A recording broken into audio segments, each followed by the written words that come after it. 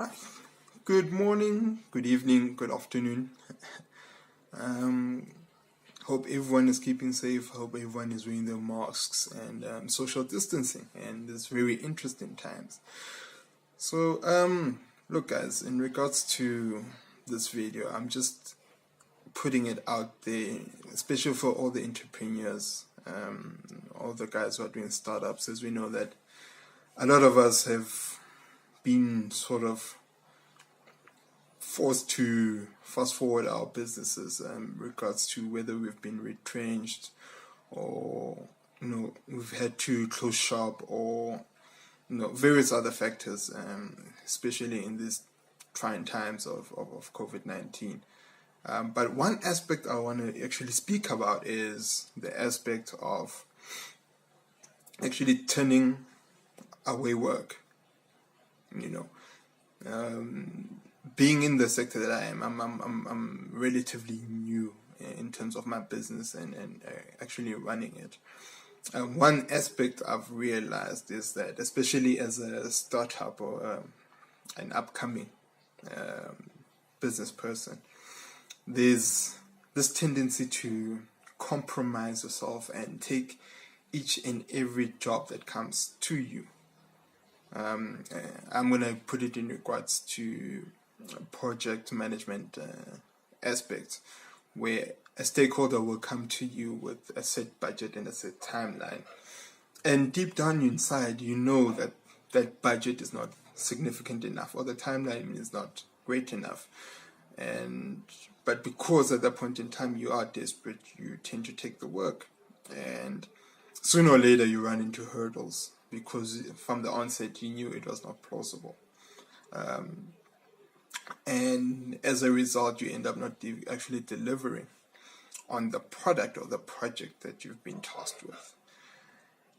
And it ruins your reputation. I think, especially for us guys who are in the startup industry, we don't understand the reputation of actually building yourself up and giving yourself a good name in terms of your work.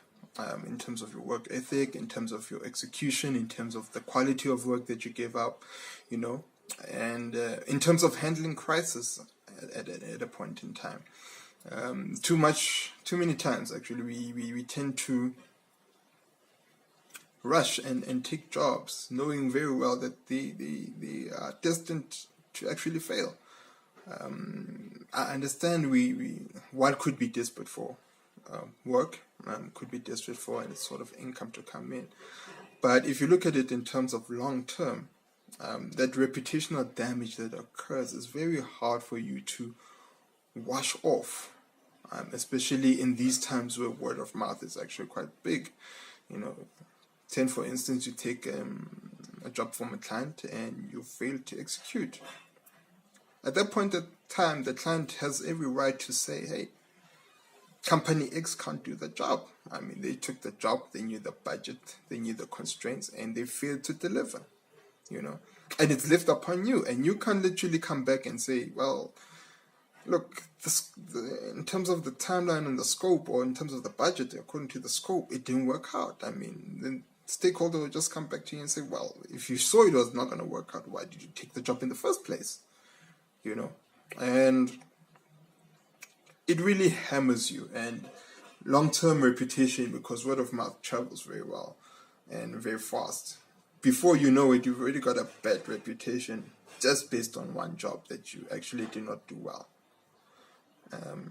and based on the circumstances that were obvious to you, but you couldn't articulate yourself well enough to inform the client or the stakeholder and say, hey, this is impossible, So for me, it's one of those things where we need to learn and teach ourselves as well, especially the guys in the startup. I mean, it does happen to an extent once you've established as well, but it's more susceptible to the guys who are just starting off. Is that you need to look at what you've been given. You need to be honest with yourself and truthful to yourself and say, look, it's impossible for this to be done. Turn it away and let it be. All right, let someone else try to figure it out.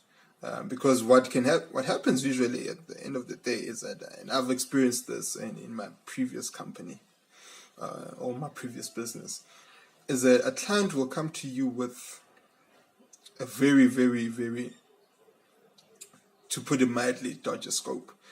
And once you turn that job away, that find someone who's able or willing to do it, and then when it's done poorly, they literally come back to you, who's been honest and upfront about it, and request you to fix whatever needs to be fixed.